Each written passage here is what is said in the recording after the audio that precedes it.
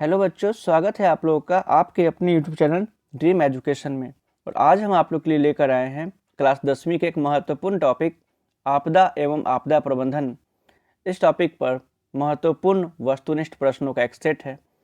इस ऑब्जेक्टिव्स को आप पूरा अवश्य देखें, जिससे आपके इस चैप्टर से संबंधित सारे डाउट्स भी क्लियर होंगे और सारे ऑब्जेक्टिव भी करा दिए जाएंगे इसमें। ठीक है, तो शुरू करते हैं इस वीडियो को। निम्नांकित में से कौन प्राकृतिक आपदा है? देखिए, प्राकृतिक आपदा का मतलब होता है कि वैसी आपदा जो प्रकृति द्वारा स्वतः होती है, जिस पर मानव का कोई हस्तक्षेप नहीं होता, मानव इसमें कुछ कर नहीं सकता। तो ऑप्शन देखते हैं। आग लगना। देखिए, आग लगना एक मानवकृत आपदाएं हैं, क्योंकि ये मानव द्वारा जनित होता है। बम विस्फोट भी मानव जनित है, रासायनिक दुर्घटना भी मानव जनित है। लेकिन एक भूकंप जो है ये प्राकृतिक आपदा है, इस पर हमारा कोई नियंत्रण नहीं हो सकता। दूसरा क्वेश्चन है, इनमें से कौन प्राकृतिक आपदा है? देखिए ऑप्शन देखिए। आतंकवाद, ये क्या प्राकृतिक आपदा है? बिल्कुल नहीं है। महामारी, ये प्राकृतिक आपदा? ये भी नहीं है। देखिए, महामारी, दंगा और इनमें से सभी। तो इसका सही उत्तर होना चाहिए, जैसे कि महामारी क्या है? कोई एक बीमारी जो है जो स्वतः फैलने लगती है, जिससे कुछ समय पहले कोरोना फैलने लगी। तो भले ही हम लोग कह सकते हैं कि ये मानव जनित है, फिर भी इस पर नियंत्रण काबू कर पाना काफ़ी मुश्किल हो गया था। ठीक है, तो इससे प्राकृतिक आपदा के रूप में भी हम लोग देख सकते हैं, कह सकते हैं कि प्रकृति का ही प्रकोप था। तो ऑप्शन नंबर बी हो जाएगा। महामारी जो है प्राकृतिक आपदा की श्रेणी में आता है। आतंकवाद, दंगा, ये क्या है? मानव जनित आपदाएं हैं। अगला सवाल की तरफ बढ़ते हैं। निम्नलिखित में कौन मानव जनित आपदा नहीं है? यानी यहाँ पे भी यही पूछ रहा है कि मानव जनित आपदा नहीं होने का मतलब है कि प्राकृतिक आपदा पूछ रहा है। तो ऑप्शन को इसी तरह से देखेंगे। आतंकवाद, रेल दुर्घटना, सुनामी या सांप्रदायिक दंगा। देखिए, सुनामी ऐसा आपदा है जो मानव जनित नहीं है, ये प्राकृतिक है। बाकी ये तीनों आपदाएं मानव जनित है। ऑप्शन सी इसका आंसर हो जाएगा। अगले क्वेश्चन की तरफ बढ़ते हैं। क्वेश्चन नंबर 4, इनमें से कौन सी प्राकृतिक आपदा नहीं है? यानी इसमें प्राकृतिक आपदा नहीं पूछ रहा है, यानी कि इसमें से मानव जनित आपदा को ढूंढना है। तो इसका आंसर हो जाएगा ऑप्शन नंबर ए, आतंकवाद, क्योंकि बाकी सभी जो है प्राकृतिक आपदा के उदाहरण है। आप देख सकते हैं, सुनामी, बाढ़ और भूकंप, ये क्या है? प्राकृतिक आपदा के उदाहरण है। और आतंकवाद क्या है? मानव जनित आपदा है, यानी प्राकृतिक आपदा नहीं है। अगले क्वेश्चन की तरफ बढ़ते हैं। क्वेश्चन नंबर 5 है, निम्नलिखित में से कौन प्राकृतिक आपदा नहीं है? ठीक है, तो भूकंप ऑप्शन ए है, ये प्राकृतिक आपदा है। बाढ़, ये प्राकृतिक आपदा है। रेल दुर्घटना, ये प्राकृतिक आपदा नहीं है। और सुनामी, ये प्राकृतिक आपदा है। तो पूछ रहा है कि प्राकृतिक आपदा कौन नहीं है, तो आंसर हो जाएगा ऑप्शन नंबर सी। अगले क्वेश्चन की तरफ बढ़ते हैं। इनमें कौन प्राकृतिक आपदा नहीं है?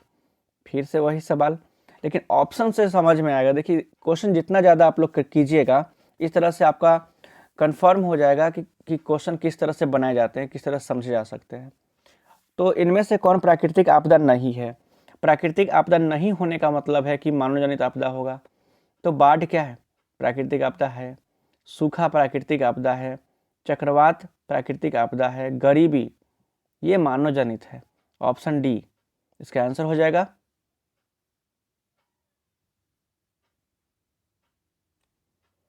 नेक्स्ट क्वेश्चन है, निम्न में से कौन मानव जनित आपदा नहीं है? देखिए, मानव जनित आपदा नहीं होने का अर्थ है जो प्राकृतिक आपदा होगा वही आंसर होगा। सांप्रदायिक दंगा, यह मानव जनित आपदा है। ठीक है, अगला क्वेश्चन है, अगला ऑप्शन है आतंकवाद, ये भी मानव जनित आपदा है। रेल दुर्घटना, ये भी मानव जनित है। ऑप्शन डी है इनमें से कोई नहीं। बिल्कुल, इसका आंसर हो जाएगा इनमें से कोई नहीं। कोई भी ऐसा ऑप्शन नहीं है जो मानव जनित आपदा न हो। ठीक है, तो इसका आंसर हो जाएगा डी। निम्न में से कौन मानव जनित आपदा है?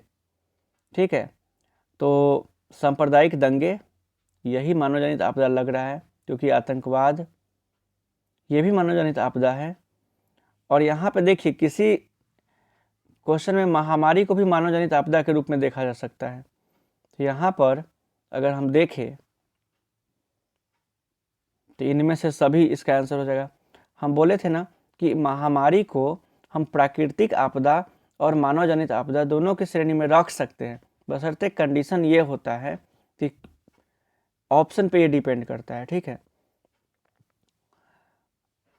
क्वेश्चन नंबर 9 की तरफ बढ़ते हैं। इनमें कौन मानव जनित आपदा है? देखिए, मानव जनित आपदा इनमें से कौन है? इसका भी आंसर हो जाएगा इनमें से सभी, उपयुक्त सभी, ऑप्शन डी। क्योंकि सांप्रदायिक दंगे, आतंकवाद, रेल दुर्घटना, ये सभी मानव जनित ही तो है।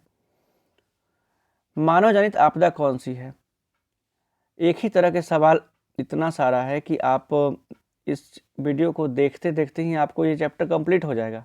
ठीक है, ऐसा कुछ डाउट ही इसमें नहीं रहेगा। देखिए, मानव जनित आपदा कौन सी है? देखिए ऑप्शन, बाढ़ ये प्राकृतिक है, भूकंप प्राकृतिक है, सुनामी प्राकृतिक है, तो आतंकवाद इसका आंसर हो जाएगा। अगला क्वेश्चन है, भोपाल गैस त्रासदी किस प्रकार की आपदा थी?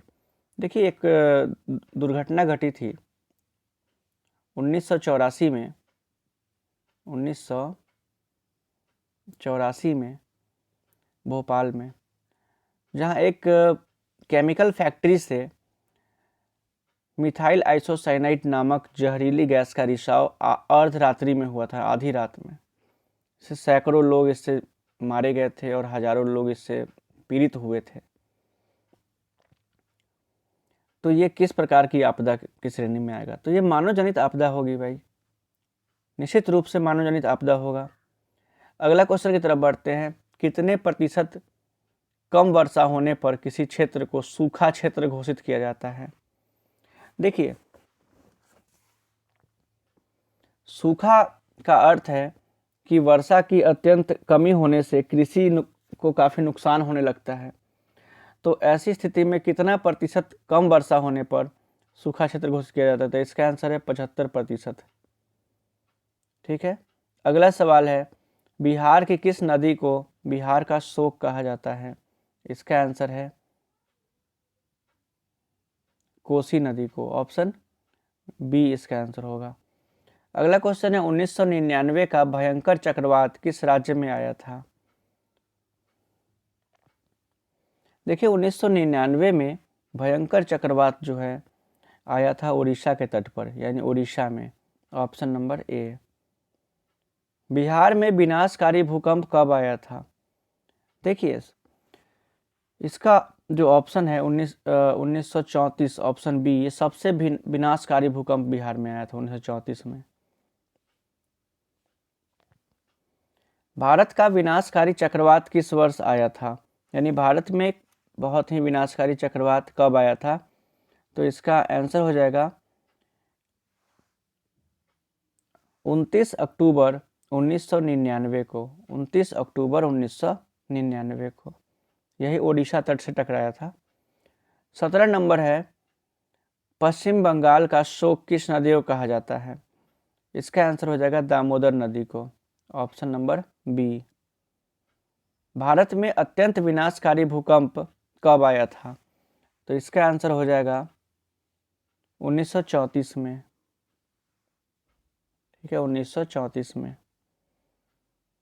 इसमें सर्वाधिक बाढ़ग्रस्त राज्य कौन है? देखिए, तो इसका आंसर हो जाएगा बिहार, क्योंकि उत्तरी बिहार सर्वाधिक बाढ़ग्रस्त है इन राज्यों की तुलना में अगर देखी जाए तो। बाढ़ क्या है? ऑप्शन है प्राकृतिक आपदा, बिल्कुल यही आंसर हो जाएगा।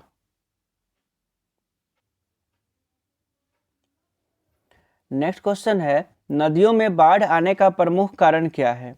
देखिए, ऑप्शन यहाँ समझना होगा। पहला है जल की अधिकता, बिल्कुल अधिक जल के वजह से भी बाढ़ आता है। नदी के तली में अवसाद का जमा होना, नदी की तली, नदी के निचले भाग में अगर गंदगी, अवसाद ये सब जमा हो जाता है, कचरा जमा हो जाता है, इससे भी जलस्तर बढ़ता है। ठीक है, तीसरा है वर्षा की अधिकता, यानी इसका आंसर होना चाहिए ऑप्शन डी, इनमें से सभी।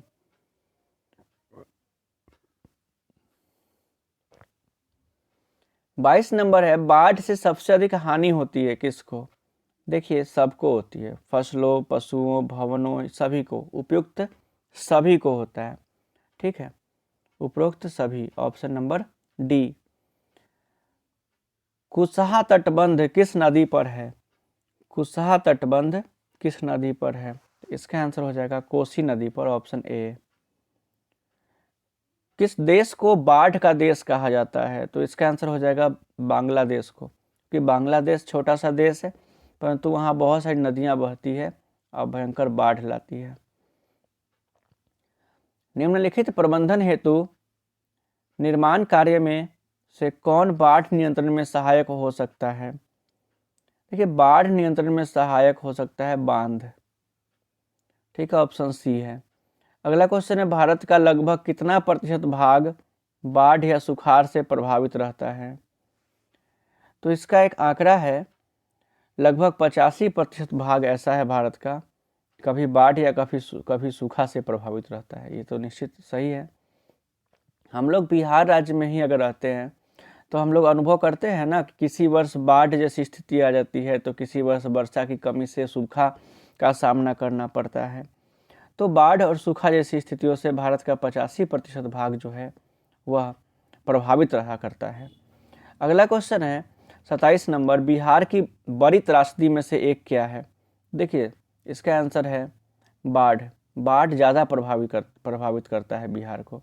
कारण है कि वर्षा न होने की स्थिति में भी नेपाल से आने वाली नदियाँ जो है बिहार के उत्तरी भाग में बाढ़ ला देती है। अगला क्वेश्चन है 28 नंबर, बिहार राज्य का कितना प्रतिशत क्षेत्र बाढ़ प्रभावित क्षेत्र है? तो इसका उत्तर हो जाएगा 73%, यानी 73% एरिया जो है बिहार का वो बाढ़ प्रभावित क्षेत्र है। अगला क्वेश्चन है, बिहार का कौन सा बाढ़ग्रस्त क्षेत्र है? इसका उत्तर हो जाएगा उत्तरी बिहार। ठीक है, ऑप्शन नंबर डी, उत्तर बिहार जो है बाढ़ग्रस्त क्षेत्र है। अगले क्वेश्चन की तरफ बढ़ेंगे। क्वेश्चन नंबर 30, बाढ़ के समय हमें निम्नलिखित में से किस स्थान पर जाना चाहिए? देखिए कितना अच्छा प्रश्न है। ये कई बार एग्जाम में पूछा भी हुआ है, आप देख सकते हैं 14 में, 16 में, 21 में पूछा हुआ है, फिर भी बोर्ड मॉडल है, यानी नेक्स्ट टाइम भी पूछ सकता है। इसका ऑप्शन है ऊंची भूमि वाले स्थान पर। ठीक है, जाना तो चाहिए। गांव से बाहर, जहां है उसी स्थान पर रहना, या खेतों में। देखिए, इसका आंसर हो जाएगा ऑप्शन नंबर ए, हमें ऊंचे स्थान पर जाना चाहिए। ठीक है, अगला सवाल है, राष्ट्रीय बाढ़ नियंत्रण कार्यक्रम कब प्रारंभ किया गया? देखिए, बाढ़ नियंत्रण कार्यक्रम जो है 1954 में प्रारंभ किया गया था। तो इसका आंसर हो जाएगा ऑप्शन सी। अगला सवाल है, राष्ट्रीय बाढ़ आयोग की स्थापना कब की गई थी? तो इसका आंसर हो जाएगा 1976 में, ऑप्शन नंबर बी। अगला क्वेश्चन है 33 नंबर, बाढ़ पूर्व सूचना संगठन का प्रमुख कार्यालय कहाँ स्थापित किया गया है? तो इसका उत्तर हो जाएगा पटना में। ठीक है, ये पटना में इसका कार्यालय है जो बाढ़ से पहले सूचना देता है किसी क्षेत्र को। सुखाड़ क्या है? देखिए, ये एक प्राकृतिक आपदा है। बाढ़ या सुखाड़ ये सब प्राकृतिक आपदा है। 35 नंबर है, भारत का प्रथम सुखाड़ वर्ष किसे कहा जाता है?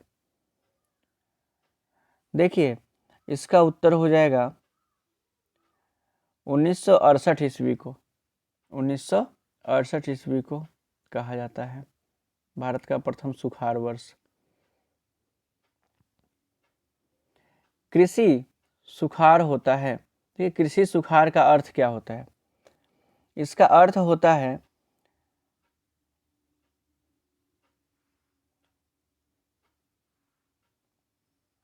ऑप्शन ए, जल के अभाव में।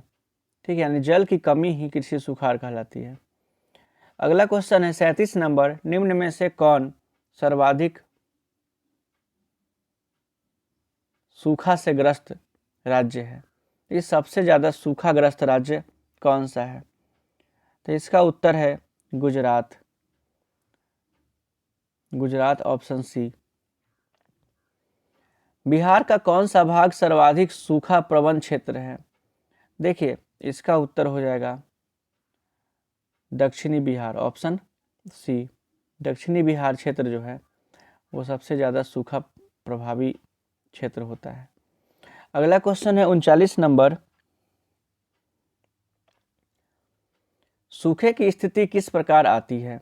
देखिए, सूखे की स्थिति अचानक नहीं आती है, धीरे धीरे आती है। जब लंबे वक्त तक वर्षा का अभाव देखा जाता है तो ऐसी स्थिति में हम लोग कहते हैं कि ये स्थिति सूखे की है। अगला क्वेश्चन है, सूखे के लिए जिम्मेवार कारक क्या है? देखिए, एकमात्र कारक इसका ऑप्शन ए है, वर्षा की कमी। अगला क्वेश्चन है 41 नंबर, सूखे से बचाव का एक प्रमुख तरीका क्या है? देखिए, सूखे से बचाव का एक प्रमुख तरीका यही हो सकता है कि हम वर्षा जल का संग्रहण करें। ठीक है, यानी वर्षा जल जो भी है उसको संग्रहित करें तो हमें सूखे से निजात मिल सकती है। सूखे की स्थिति में भी जल की कमी न सताएगी। कृषि कार्यों के लिए उस संचित जल का उपयोग किया जा सकता है, सिंचाई के लिए, है कि नहीं? इस तरह से आप अभी तक 41 क्वेश्चन इस चैप्टर में देखें। और भी कुछ क्वेश्चन इसमें है। निश्चित रूप से अगर आप यहाँ तक पहुँच गए हैं वीडियो को देखते हुए तो आप बाकी क्वेश्चन भी ज़रूर देखें। आप लोग के लिए काफ़ी हेल्पफुल ये वीडियो है। भले ही थोड़ा सा लंबा है लेकिन आप लोग के लिए एक ही वीडियो में इस चैप्टर का समूचा क्वेश्चन कर दिया गया है जो आपके बोर्ड एग्जाम की दृष्टि से काफ़ी हेल्पफुल है। ठीक है, बढ़ते हैं नेक्स्ट क्वेश्चन की तरफ। 42 नंबर, भूपटल के नीचे का वह स्थान जहां भूकंप का जन्म होता है वह क्या कहलाता है? देखिए, उस स्थान को हम लोग भूकंप केंद्र कहते हैं। एक बात आप लोग को समझा देना चाहते हैं, जैसे मान लीजिए कि ये धरातल है, धरातल से नीचे किसी बिंदु पर भूकंप की उत्पत्ति हुई। ये क्या हुआ कि ये कंपन इसका फैलते फैलते फैलते फैलते सबसे पहले यहाँ अनुभव हुआ। तो यह बिंदु जहाँ पे भूकंप की उत्पत्ति होती है यही कहलाता है भूकंप केंद्र। और वह बिंदु जहाँ पे धरातल पर पहली बार यह अनुभव किया जाता है भूकंप का केंद्र जो धरातल पर पाया जाता है उसको कहते हैं अधिकेंद्र। ठीक है, अब समझ में आ गया होगा। अगले क्वेश्चन की तरफ बढ़ते हैं। 43 नंबर, भूकंप केंद्र के ऊर्ध्वाधर पृथ्वी की सतह के केंद्र का क्या नाम है? देखिए, क्वेश्चन भी आ गया। इसका आंसर है अधिकेंद्र। यानी भूकंप केंद्र के ऊर्ध्वाधर, यानी भूकंप केंद्र मान लो कि यहाँ है, इस बिंदु पर है, यहाँ से सीधे धरातल पर जो बिंदु पाया जाएगा वो अधिकेंद्र कहलाएगा। ठीक है, अगला क्वेश्चन है भूकंप का मापन किसके द्वारा होता है? तो इसका आंसर है, देखिए, भूकंप का मापन किसके द्वारा होता है, ये क्वेश्चन को समझना है। तो इसका आंसर है ऑप्शन नंबर डी, क्योंकि किस यंत्र से होता है? तो सिस्मोग्राफ। भूकंप मापने का जो यंत्र है सिस्मोग्राफ है। और किस स्केल द्वारा होता है? तो रिएक्टर स्केल, इसको कहते हैं रिक्टर स्केल द्वारा मापा जाता है। रिक्टर स्केल एक तरह से कह सकते हैं कि भूकंप मापने का एक यूनिट है, एक इकाई है। अगला क्वेश्चन है, बिहार राज्य भूकंप के किस मंडल में पड़ता है? यानी भूकंप जोन, कौन सा जोन में पड़ता है बिहार राज्य? इसका आंसर है ऑप्शन नंबर डी, मंडल 4, यानी भूकंप जोन 4 में पड़ता है बिहार राज्य। ठीक है, भूकंप जोन 4 में। निम्न में से कौन भूकंप का सर्वाधिक संवेदनशील नगर है? देखिए, भूकंप का सबसे संवेदनशील नगर है देहरादून। ठीक है, ऑप्शन ए है। एक पर्वतीय राज्य मतलब शहर है देहरादून जो सबसे ज़्यादा संवेदनशील नगर है। किस भूकंपीय तरंग की गहनता सबसे अधिक होती है? देखिए, सबसे अधिक गहन, सबसे ज़्यादा प्रभावी भूकंपीय तरंग होता है तरंग पी। ठीक है, ऑप्शन ए हो जाएगा इसका आंसर, तरंग पी। अगला क्वेश्चन है 48 नंबर, भूकंप से पृथ्वी तक पहुंचने वाली सबसे पहली तरंग क्या होती है? देखिए, सबसे पहला ऐसा तरंग जो भूकंप से पृथ्वी तक पहुंचता है तो इसका आंसर हो जाएगा, ये भी होता है तरंग पी ही। ये सबसे स्पीड में, सबसे तेज गति से पृथ्वी के तल पे पहुंचता है। अगला क्वेश्चन है, भारत में कितने प्रतिशत भूमि भूकंप प्रभावित क्षेत्र के अंतर्गत आते हैं? देखिए, तो इसका आंसर हो जाएगा 56%। लगभग 56% भूभाग ऐसे हैं जो भूकंप प्रभावित क्षेत्र में पाए जाते हैं। अगला क्वेश्चन है 50 नंबर, महासागर की तली में होने वाले भूकंप को किस नाम से हम लोग जानते हैं? तो इसका आंसर है सुनामी। महासागर यानी समुद्र के तली में कोई भूकंप का अगर आता है तो उससे सुनामी उत्पन्न होती है, उसे हम लोग कहते हैं सुनामी। सुनामी किस प्रकार की आपदा है? देखिए इसका आंसर हो जाएगा जलीय आपदा। अगर प्राकृतिक आपदा ऑप्शन रहता तो वही आंसर होता, ऑप्शन में तो है ऑप्शन डी प्राकृतिक आपदा। ठीक है, तो इसका सही आंसर होना चाहिए प्राकृतिक आपदा ही, बिल्कुल, क्योंकि प्राकृतिक आपदा है ना सुनामी। अगला क्वेश्चन है सुनामी कहाँ आती है? तो इसका आंसर है समुद्र में। ठीक है, समुद्र में। अगला क्वेश्चन है सुनामी का प्रमुख कारण क्या है? तो इसका आंसर है भूकंप जो है, समुद्र के तली में अगर भूकंप आता है तो ये इसका प्रमुख कारण है। अगला क्वेश्चन है महासागर तल के कंपन का परिणाम क्या है? महासागर के तलों में यानी अगर कंपन उत्पन्न होती है यानी भूकंप उत्पन्न होती है तो उसका क्या परिणाम है? उसका परिणाम है सुनामी, ऑप्शन सी, यानी सुनामी आएगा ऐसा होता है तो। 26 दिसंबर 2004 को विश्व के किस हिस्से में भयंकर सुनामी आया था? तो इसका आंसर है बंगाल की खाड़ी में, ऑप्शन नंबर डी। अगला क्वेश्चन है भूकंप के समय मलबे में दबे व्यक्ति का पता लगाने के लिए कौन सबसे अधिक सहायक होता है? देखिए मलबे के अंदर यानी मान के चलो दीवार गिरा या फिर कुछ गिरा, इसके नीचे अगर कोई व्यक्ति दबा हुआ है तो इसका पता कैसे लगाया जाता है? तो इसको हम लोग लगाते हैं इंफ्रारेड कैमरे की मदद से। ठीक है, इंफ्रारेड कैमरे की मदद से। अगला क्वेश्चन है इंफ्रारेड कैमरे का प्रयोग निम्न में से किस आपदा में किया जाता है? तो इसका आंसर हो जाएगा भूकंप, ऑप्शन नंबर सी। अगला क्वेश्चन है आपदा कितने प्रकार के होते हैं? देखिए इसका आंसर हो जाएगा दो ही प्रकार का होता है, प्राकृतिक आपदा और मानव जनित आपदा। अगला क्वेश्चन है मानव शरीर में आग से जलने की स्थिति में जले हुए भाग या स्थान पर क्या प्राथमिक उपचार करना चाहिए?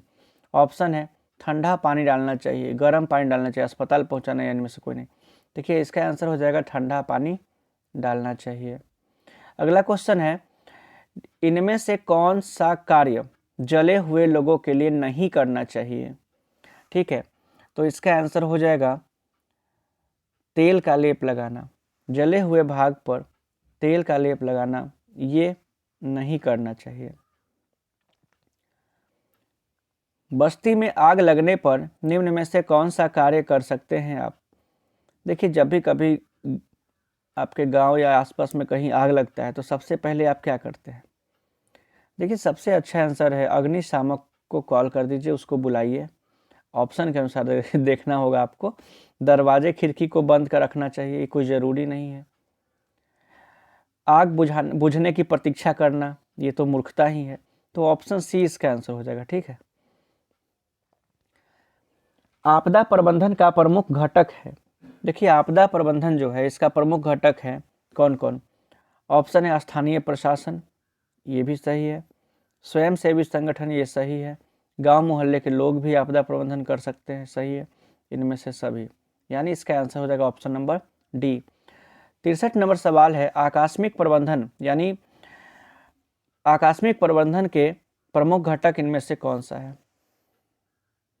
देखिए इसका भी आंसर हो जाएगा इनमें से सभी, क्योंकि जहाँ पे कोई घटना घटित होती है वहाँ सबसे पहले प्रबंधन करने के लिए स्थानीय प्रशासन, स्वयंसेवी संगठन और गांव मोहल्ले के लोग ही शामिल होते हैं। तो ऑप्शन नंबर डी इसका भी आंसर हो जाएगा। अगला क्वेश्चन की तरफ बढ़ते हैं, इनमें से कौन आकस्मिक प्रबंधन के घटक नहीं है?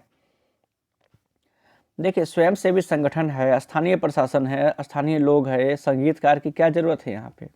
ऑप्शन नंबर सी इसका आंसर है, जो आकस्मिक प्रबंधन के घटक नहीं है। देखिए आकस्मिक प्रबंधन का मतलब हो गया कि मान लीजिए कि किसी व्यक्ति का अचानक एक्सीडेंट होता है तो वहाँ पे जो व्यक्ति एट ए टाइम होते हैं उन्हीं लोग न उसका सारा प्राथमिक उपचार या फिर जो भी अस्पताल पहुँचाना जैसे कार्य करते हैं, तो ये आकस्मिक प्रबंधन है। 65 नंबर है सामान्य संचार व्यवस्था के बाधित होने का मुख्य कारण क्या है? देखिए संचार व्यवस्था बाधित होने का मुख्य कारण यही है कि केबल का तार टूट जाना, ये भी सही हो सकता है। संचार टावरों की दूरी अधिक दूरी होने से भी संपर्क स्थापित करना मुश्किल हो जाता है। टावरों की ऊंचाई का कम होना। ठीक है, तो इसमें से कोई एक अगर हम इसका आंसर ढूंढे, क्योंकि अगला ऑप्शन है इनमें से कोई नहीं, तो इसका सबसे सटीक आंसर जो होगा ये हो सकता है केबल का तार टूट जाने के वजह से संपर्क जो है बाधित हो जाता है। ऐसे बाकी ऑप्शन भी थोड़ा थोड़ा सत्य लग रहा है, लेकिन सबसे ज़्यादा सही जो है ऑप्शन ए है। संचार की सबसे लोकप्रिय साधन क्या है? देखिए, संचार का सबसे लोकप्रिय साधन जो है वो है, अभी वर्तमान स्थितियों को अगर देखा जाए तो वो है मोबाइल। ठीक है, मोबाइल है। अगला क्वेश्चन है, सुदूर संवेदी उपग्रह का प्रयोग किसके लिए होता है या किस लिए होता है? सुदूर संवेदी उपग्रह का उपयोग किसके लिए या प्रयोग किसके लिए होता है? तो इसका आंसर हो जाएगा संसाधनों की खोज के लिए। ऑप्शन नंबर सी, संसाधनों की खोज के लिए, बिल्कुल।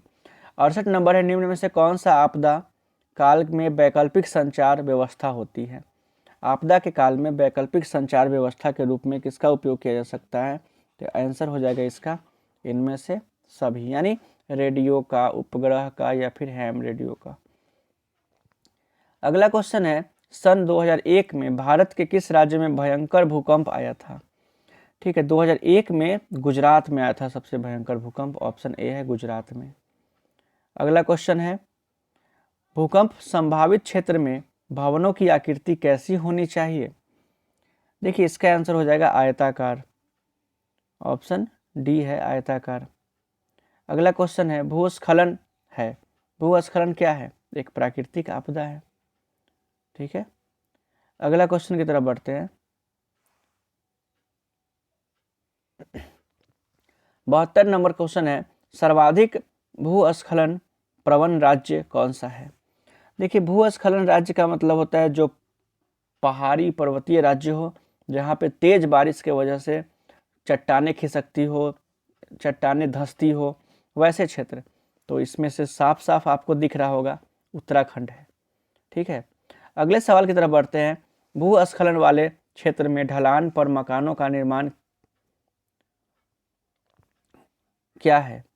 उचित है या अनुचित? यानी भूस्खलन वाले क्षेत्र पर ढलान जहाँ पे होता है, यानी ढाल होता है पहाड़ का, उस पर मकान बनाना उचित है या अनुचित? बिल्कुल अनुचित है, क्योंकि ऐसे क्षेत्रों में कभी भी पहाड़ी खिसक सकता है, तो यहाँ पे खतरनाक है बहुत। ऑप्शन बी अनुचित आंसर होगा। 74 नंबर है, सुनामी प्रभावित क्षेत्र में मकानों का निर्माण कहाँ करना चाहिए? समुद्र से दूर। बिल्कुल समुद्र से दूर करना चाहिए। ऑप्शन बी है इसका आंसर। 75 नंबर सवाल है और इस चैप्टर का अंतिम सवाल है, सुनामी लहर चेतावनी प्रणाली, सुनामी लहर चेतावनी प्रणाली केंद्र की स्थापना कहाँ की गई है? तो इसका आंसर है चेन्नई में, चेन्नई के तमिलनाडु में। इस तरह से इस चैप्टर के आपदा प्रबंधन चैप्टर का समूचा क्वेश्चन आप लोगों को करा दिया गया। इससे बाहर कोई भी ऑब्जेक्टिव क्वेश्चन आने की संभावना 9 के बराबर है। 100% ये क्वेश्चन आपको इस चैप्टर से तो आएंगे ही आएंगे। और इस चैनल पे आपको सभी चैप्टर, सभी विषयों के चैप्टर वाइज ऑब्जेक्टिव आप लोग को उपलब्ध है। आप लोग जाइए प्लेलिस्ट में, वहाँ से आप लोग और भी चैप्टर के ऑब्जेक्टिव देख सकते हैं, जो एग्ज़ाम में आपको बहुत हेल्प करेंगे। धन्यवाद।